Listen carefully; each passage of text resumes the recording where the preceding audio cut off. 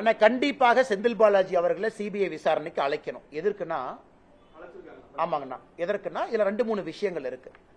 10 ரூபாய் பாலாஜி என்று நான் பேசும் பொழுதுதான் செருப்பு வந்திருக்குன்னு சொல்லும் பொழுது அதை நீங்களும் சொல்றீங்க, நானும் சொல்றேன். அப்படி இருக்கும் பொழுது அந்த சம்பந்தப்பட்ட நபரை அழைத்து விசாரிக்க வேண்டியது சிபிஐ கடமை. நம்பர் 1. நம்பர் 2, சம்பவம் நடக்கவே ஸ்பாட்ல இருந்தவர் செந்தில் பாலாஜி. ஆம்புலன்ஸ் கூட்டிட்டு வந்தாரு. ஆம்புலன்ஸ்ல திமுக ஸ்டிக்கர் ஒட்டிந்தது, திமுக மருத்துவ அணியின் ஸ்டிக்கர் ஒட்டிந்தது. செந்தில் பாலாஜி தான் ஃபர்ஸ்ட் ஆளா அங்க இருந்தா அவரு சொல்றாரு, அவரை கூப்பிடணும். 3வது, முதலமைச்சருக்கு தகவல் சொன்னது யார்? செந்தில் பாலாஜியா இருக்கலாம். எல்லா அரசு ஹாஸ்பிட்டலுக்கும் இங்க போனது யார்? செந்தில் பாலாஜியா இருக்கலாம். அங்க நான் ஆளுகின்ற கட்சியினுடைய மாவட்ட செயலாளர் என்கின்ற பொறுப்பில் இருக்கக்கூடிய செந்தில் பாலாஜி ஒரு டிகிரி ஆஃப் கண்ட்ரோல் இருக்கு, அமைச்சரா இருந்திருக்கிறாங்க. ஏன் டிவிகே கட்சியினுடைய மாவட்ட செயலரை கூப்பிட்டுருக்காங்க, அவர் போயிட்டு வந்திருக்கிறாரு. தமிழ்நாடு அரசினுடைய டிஜிபி ஸ்டேட் இன்டெலிஜென்ஸ் கூப்பிட்டுருக்காங்க, அவங்க போயிட்டு வந்திருக்கிறாங்க.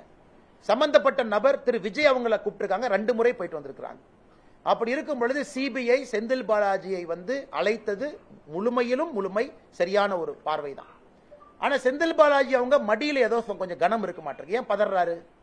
சிபிஐ கூட்டாங்க, போனேன், பேசினேன், வர வேண்டியதானே. மடியில கனம் இருக்கிறனால ஏன் பதறாரு? அவர் ஏன் நைசா ஸ்டாலின் அண்ணையும் கூட எடுத்துட்டு போலான்னு பாக்குறாரு? இது ஸ்டாலின் அவங்க நினைப்பாங்க, தம்பி நீ போறனா போகும்போது என்னையும் பிடிச்சி இழுத்துட்டு போறப்பான். அந்த மாதிரி தான் இருக்கு அவருடைய பதில். நான் அந்த பதில பார்த்தங்கன்னா, அதனால சிபிஐ அவர்கள் செந்தில் பாலாஜி அவங்களை கூப்பிட்டது முழுமையிலும் அது உண்மைதான். அவங்க போகணும், கோஆபரேட் பண்ணணும். மடியில கனமலினா கோஆபரேட் பண்ணுங்க, ஏன் பயப்படுறீங்க? இது எதுக்கு நீங்க அப்படியே பதறீங்க? அவருடைய பத்திரிகையாளர் சந்திப்பை பார்த்தாவே செந்தில் பாலாஜி அவர்கள் பதறுவது நமக்கு தெரியுது. எனக்கு தெரியல யாரு குற்றம் செஞ்சாங்கன்னு தெரியலீங்கன்னா அது சிபிஐ என்கொயரியில் உண்மை வெளியே வரும்.